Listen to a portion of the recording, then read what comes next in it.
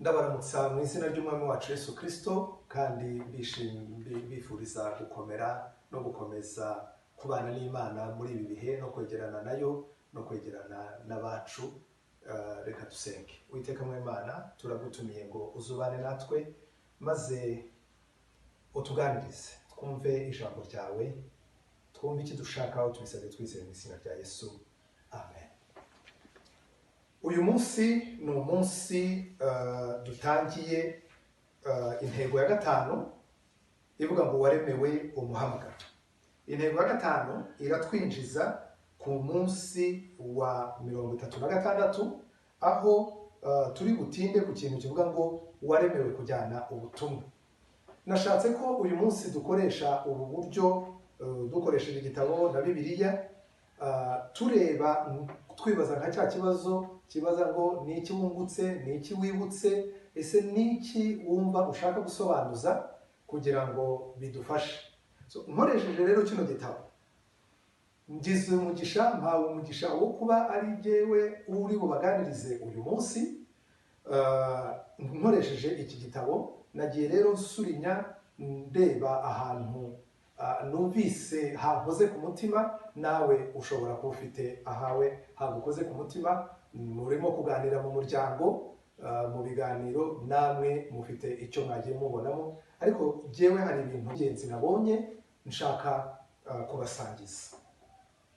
Icya mbere nabonye cyo dukwiriye gusangira ni itandukanyirizo riri hagati y'umurimo n'ubutumwa. Kuri iriya paje ya 415 aho uriya munsi utangirira, handitse ngo Imana ishaka ko ugira umurimo mu mubiri wa Kristo ariko ukajyana n'ubutumwa mu isi. Hari umurimo, hari n'ubutumwa. Umurimo ni rya jambo twagereranya no mu ndimi z'amahanga ministry. Ministry ni ibikorwa dukorera mu rusengero dufasha abantu bageze mu nzu y'Imana kugira ngo bakomezwe, kugira ngo bafashwe, kugira ngo bakure. Hanyuma ubutumwa nibyo mu cyongereza bita mission. Ni amagambo, ni ibikorwa itorero rihamagariwe gukora kugira ngo tujyane ubutumwa hanze, maze tubwire abantu inkuru nziza ya Yesu Kristo, maze baze mu rusengero. Nibaza mu rusengero dukore umurimo witwa ministry. Niyo mpamvu mujya mubona itorero rishobora gukora ivugabutumwa mu butumwa tujyana hanze, ibiterane, konseri zo hanze, ariko hari n'igihe itorero rikora ibikorwa nk'amashuri, amavuriro n'ibindi bintu byose bituma abantu babona ko Imana ibabereye igisubizo, maze wazababwira Yesu, wazababwira agakiza bikoroha.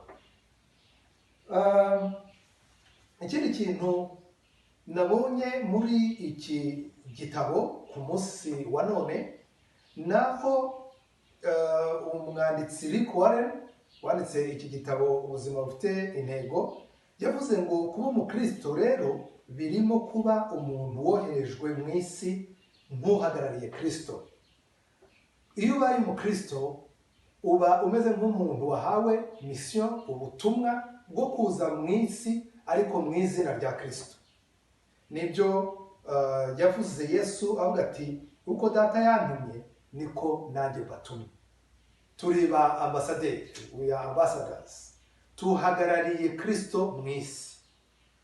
Ubutumwa Yesu yari afite ari hano ku isi, ubu ni twebwe twabusigaranye kuko turi umubiri wa Kristo.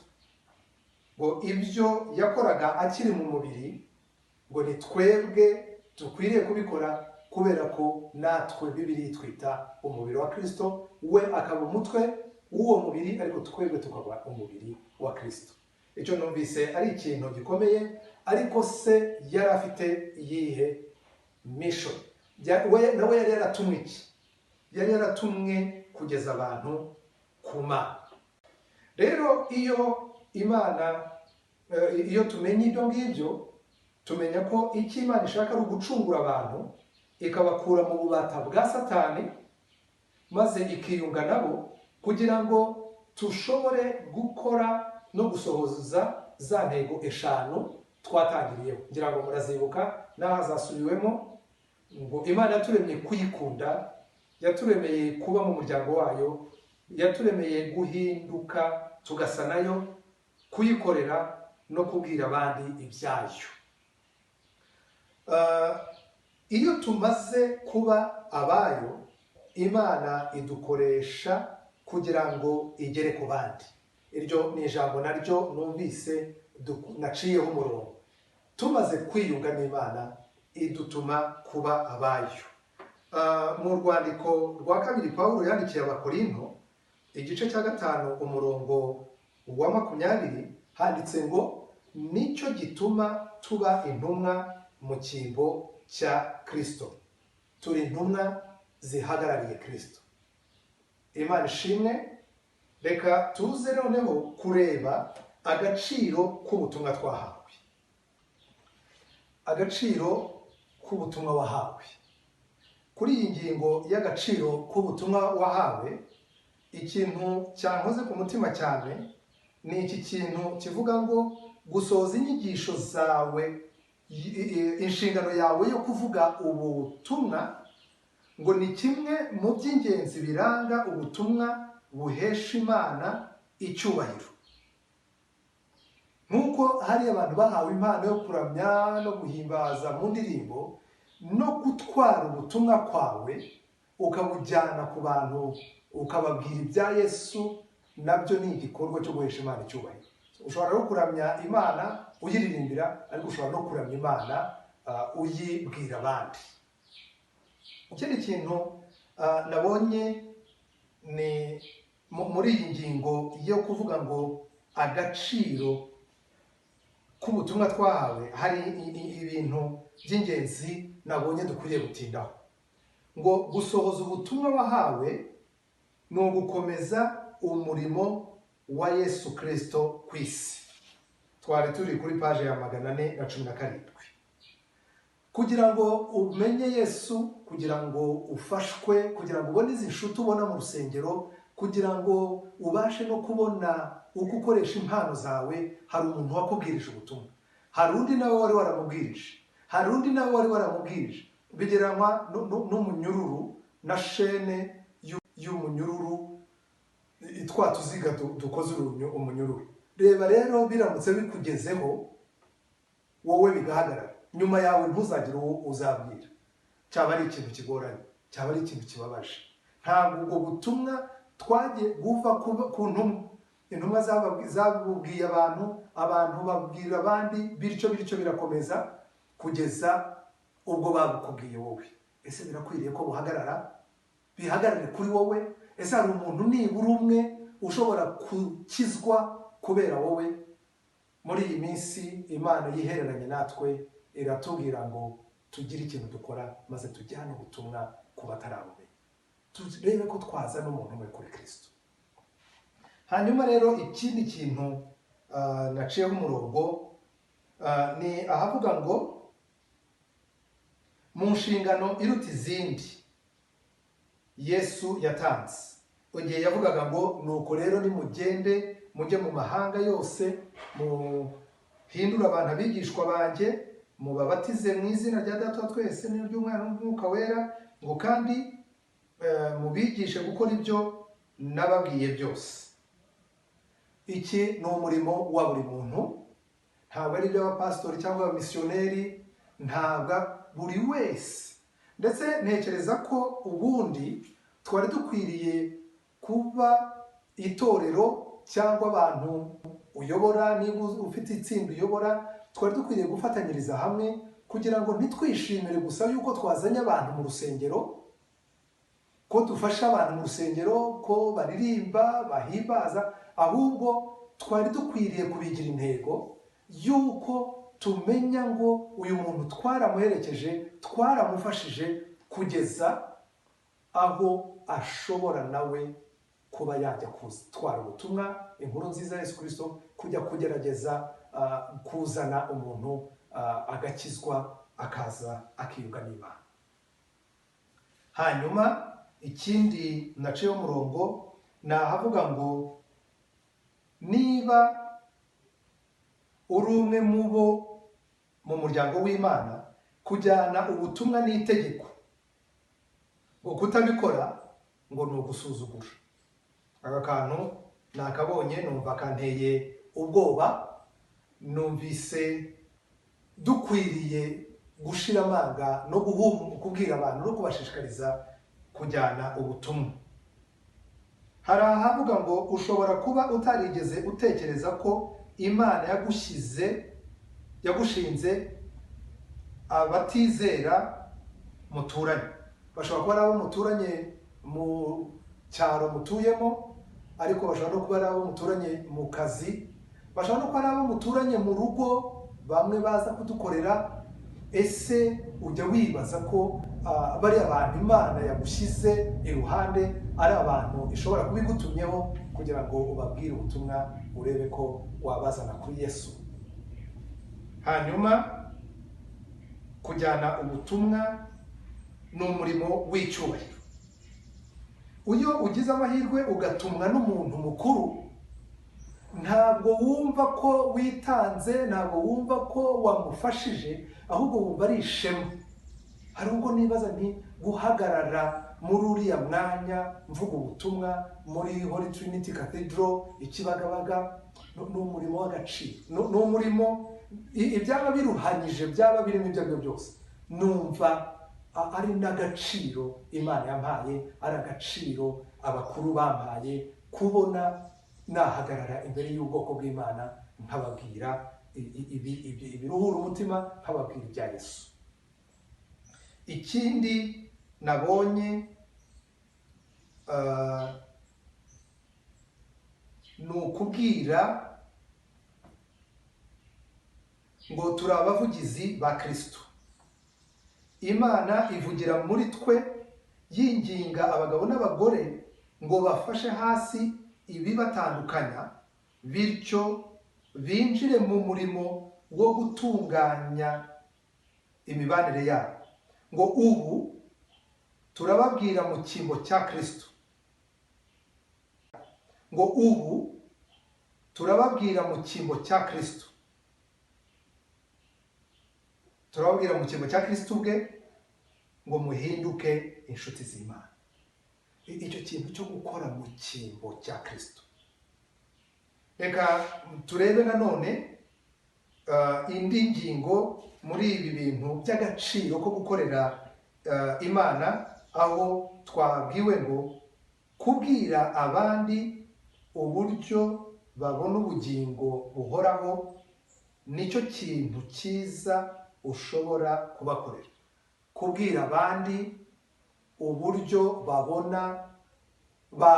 bagera ku bugingo buhoraho, ngo nicyo kintu, niyo mpano nziza, niyo gift nziza ushobora gukorera umuntu. Kubwira abandi uburyo babona ubugingo buhoraho ni ikintu cyiza ushobora kubakorera kurusha ibindi bintu byose. Aha Nikorane yatanze urugero ko uramutse uzi umuti, wenda ari ukuvura sida, ari ukuvura kanseri, ubu turi mu bihe bya coronavirus, uramutse uzi ikintu cyafasha umuntu gukira ntukimubwire, waba umuhemukiye, waba rwose utari umuntu mwiza. None rero dufite inkuru irusha izindi zose kuba nziza. Dufite inkuru ituma umuntu azabona ubugingo buhoraho. Nta kintu cyiza nk'icyo. Uyu mwanditsi yaravuze ngo ikibazo kimwe abantu bamaze igihe mu Bukristo bagira ngo ni uko bibagiwe ukuntu ubuzima budafite Kristo butagira ibyiringiro. None akavuga ati tugomba gukora twibuka ko iyo abantu bagaragara banezerewe cyangwa byose byarabahiriye, ngo iyo badafite Kristo baba barazimiye nta byiringiro. Nibuka umuntu w'inshuti yanjye wigeze gukizwa, duhuriye mu mujyi hagati, arampagarika aravuga ati muri abantu babi, kubona uburyohe buri mu gakiza ukaba wari warandekarashije, wumva nta garuriro. icyo kintu cyaransinze. Ariko hari ukuntu tudamarara tukaruhuka, tukumva ari amahoro, tukanga kuderanja abandi bantu ngo twumva ko kubabwira ibya Yesu ari ukubaderanja. Ariko mwibuke umunezero tuba tubarinze, mwibuke ibyiringiro tuba tubabujije. Hanyuma ikindi naciyeho umurongo nahavuga ngo umurimo wawe wo kuvuga ubutumwa ngo ufite agaciro kazagera no mu bugingo buhoraho. Buriya hari ibintu dukora ariko bikazarangira. Ariko niba hari ikintu gishimishije ni ukubona ukora ikintu ukahindura ubuzima bw'umuntu, ukagira uruhare mu guhindura ubuzima bw'umuntu, akazabaho ubuzima bwiza nyuma yo kumubwiriza, nyuma yo kumufasha, nyuma yo kumugira inama, nyuma yo kumwerera imbuto, hanyuma na nyuma y'ubu buzima akazabona ubugingo buhoraho. Ikindi nabonye naciyeho umurongo nuko dukwiriye kubikora hakiri kare. Mu butumwa navuze ubushize ku cyumweru hari ahavuga ngo igihe Yesu yahumuraga wa muntu wari waravukanye ubumuga bwo kutabona, aho yavuze ngo reka dukore ngo hakiri ku manywa, ngo hari igihe ijoro rizagwa ngo abantu bakaba badashobora gukora. Rero bene data, hari igihe umuntu aba adashobora gukora. N'ubu ngubu dufungiranye mu ngo, njye numva nakoresha imbaraga zanjye zose ku buryo dukomeza tugakora, kuko iri ntabwo ari ijoro. Ijoro ni hahandi umuntu adashobora gukora. Wenda wapfuye cyangwa urwaye bikomeye cyangwa ari intambara ikomeye, ariko nabonye hari n'abasirikare bajya muri za Irani, bamwe b'Abanyamerika, ugasanga baravuga ubutumwa, ugasanga baranabatiza abantu, babura n'ikidendezi bababatirizamo, bakabashyira muri bya bimodoka bicukura, bagashyiramo amazi, bakababatirizamo. Bene data, mureke dukore hakiri kare. Hanyuma ikindi naciyeho umurongo naho bavuga ngo ibi ntibivuga ko ugomba kureka umurimo wawe ngo ube umuvugabutumwa wabigize umwuga. Imana ishaka ko ubwira abandi inkuru nziza aho uri, yaba ari mu rugo rwawe, yaba ari abo mukorana, yaba ari aho mugenda mu ngendo. Bwira abantu inkuru nziza utiriwe uba, kandi nunanirwa no kwivuga, hari ikintu cyoroshye kubwira abantu ubuhamya bwawe no kubwira abandi ibyo Yesu yagukoreye, biroroha buriya. Hanyuma ikindi ngo umurimo wo kubwira, umurimo wo gukwiza ubutumwa uha agaciro ubuzima bwawe. Umurimo wo kubwiriza ubutumwa uha agaciro ubuzima bwawe. Uyu muntu witwa William James Rick yaravuze ngo uburyo bwiza bwo gukoresha iminsi yo kubaho kwawe ni ukuyikoresha ikintu kizasigara igihe utakiriho. Ngo mu by'ukuri ubwami bw'Imana bwonyine nibwo buzahoraho iteka. Ngo niyo mpamvu tugomba kugira ubuzima bufite intego, ubuzima bwiyeguriye guhimbaza Imana, gusabana, gukura mu mwuka, gukorera Imana n'ibindi. Biha agaciro ubuzima bwacu. Gahunda y'imirimo yo gushyiraho y'Imana, gahunda y'Imana yo gushyiraho iherezo ku mateka y'isi ijyanye n'uburyo tuzarangiza umurimo wacu wo kuvuga ubutumwa. Murabizi abantu benshi bashyize imbaraga nyinshi, bibaza cyane, bafite amatsiko yo kumenya igihe isi izarangirira, ngo bizaba ryari n'ibindi nk'ibyo. Ariko ikintu tuzi ni kimwe, mwabibonye kuri paje ya 422, ahanditse ngo ariko hari kimwe tuzi tudashidikanya, ngo Yesu ntazagaruka mbere y'uko buri muntu wese Imana ishaka ko yumva ubutumwa bwiza atari yabwumva. Ibi Rick Warren yabivuze ashingiye ku magambo Yesu yavuze mu butumwa bwiza bwa Yesu Kristo uko bwanditswe na Matayo, igice ni icya 24 umurongo wa 14. mwabyumvise babidusomeye, ariko reka nongere mbisubiremo kuko ni ahantu numvise dukwiriye kwitaho cyane. Ku murongo wa 14 handitse ngo ubu butumwa bwiza bw'umwami buzigishwa mu isi yose ngo bube ubuhamya bwo guhamiriza amahanga yose, ngo aho ngaho handitse ngo nibwo imperuka izahera ko isi. Bene data, ikintu turirimba kenshi, kuzabona ubwami bw'ijuru, kuzaba aho batarira, aho badapfusha, aho badahomba, aho batagira ibibazo, ibyo bizaba gusa mu bwami bw'ijuru, kandi ubwami bw'ijuru buzabanzirizwa n'imperuka.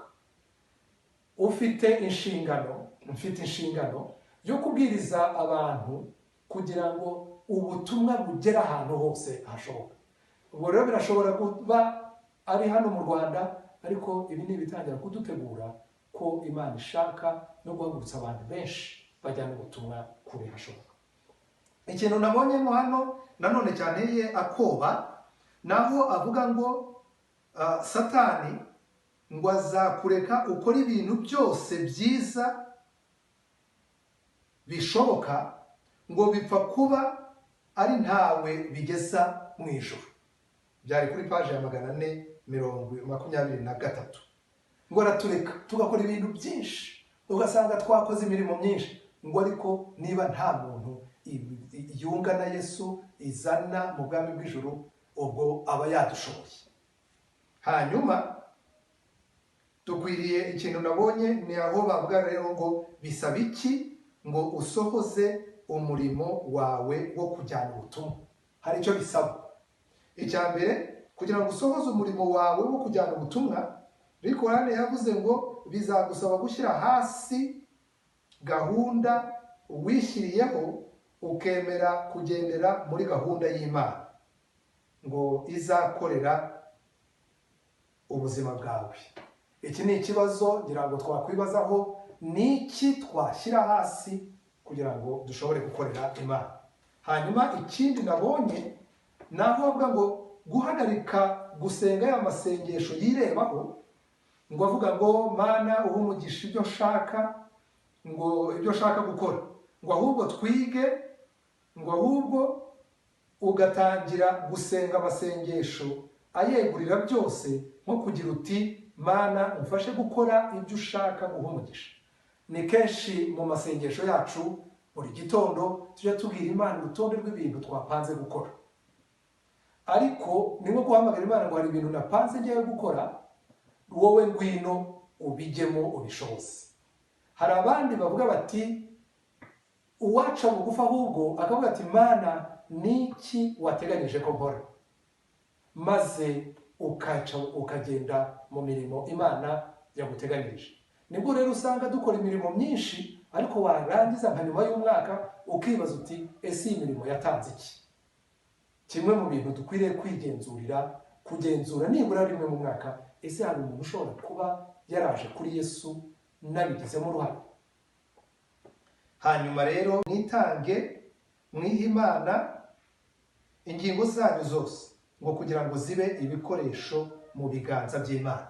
Uwakorohera Imana noneho ikagukoresha ibyo yo yateganyije gukora. Mu gusoza rero, reka twibaze icyemezo twafata. Ijambo ry'Imana ratubwira ngo abumva aya magambo bakayakomeza nibo bahinduka nk'umunyabwenge wubatse ku rutare. Wiyemeje uti? Reka dusoze nk'uko uyu mwanditsi yashoje avuga ngo umwe nibura undi umwe uzaniye Kristo. Ni ikintu ushobora kugambirira, ni ikintu ushobora kugambirira mu mutima w'Imana. Niba ushaka gukoreshwa nayo, ifitemo iki kintu cyo kugira umuntu umwe waza kuri Kristo, umuntu umwe wabohoka akava mu maboko ya Satani, umuntu umwe wabohoka agakizwa, agashimishwa n'agakiza, na noneho tukazishimira ubwo impanda zizavuga kuzamukana na benshi, kuko hari ikintu twakoze mu rusengero. Nibyo, reka dukore umurimo ministry kugira ngo dufashe abageze kuri Kristo, ariko ntitugarukiraho gusa. ahubwo tugambirire kujyana ubutumwa no ku bandi batarabugeraho, dukora ibikorwa by'urukundo. Nk'uko natangiye bivuga, hari uzazanwa n'ubutumwa wamubwiye, ariko hari n'uzazanwa n'ibikorwa by'urukundo wagize, ni wenda icyo navuga n'imbuto weze. Ibyo ngibyo bikaba byazana umwe kuri Kristo. Reka dusenge. Uwiteka Mwimana, turi imbere yawe tugushimira yuko kugira ngo tubone agakiza hari abantu batubwiye, hari abantu batuganirije, hari abantu badutinyutse, hari abantu bemeye gukorwa n'isoni kubw'amagambo wenda twababwiraga tutarabyumva. Mwami, kuva ku ntumwa zabwirije ubutumwa hirya no hino bitugeraho, uturinde kuba ari twebwe byahagarariraho, uturinde kuba ari twebwe duhagarika iyo shene cyangwa uwo murunga. Uturinde kandi udushyigikire, utwoherereze umwuka wawe wera abe ku ruhande rwacu, uduhe ijambo ryawe, udukomeze, kandi ubashije itorero ryawe kubasha gukora ibikorwa by'ineza bigaragaza ubwami bwawe muri kominote, maze abantu nibashaka kumenya impamvu tubikora, duhere ko tubabwire inkuru nziza. Uwiteka, mu gusoza turongera kwinginga ngo udufashe ukize iki cyorezo, udufashe uhagarike gukwirakwira kw'indwara, udufashe ukize abarwayi, urinde abaganga, kandi natwe abakristo bawe, itorero ryawe, abanyarwanda bawe n'isi yose, Uwiteka Mwimana, uturinde, utuganirize, kugira ngo iki gihe byabaye ngombwa ko tuba mu rugo, twirirwa mu rugo, Mwami, kitubere ingirakamaro, maze uturangirize kino cyorezo vuba, dusohoke tujye kubwira abantu ibyawe. Kandi Mwami, reka nubwo wenda igihe kitarashoboka, mu byo twaganiriye uyu munsi watubwiye ngo, watwibukije ngo ntabwo twavuga ko bwije, ko ari nijoro aho umuntu atabasha gukora. Turakwinginze mu izina rya Yesu ngo uturarike, utubwire abantu dushobora kuganiriza. No kuri telefone zacu hari amazina y'abantu twabwira inkuru nziza, twasangiza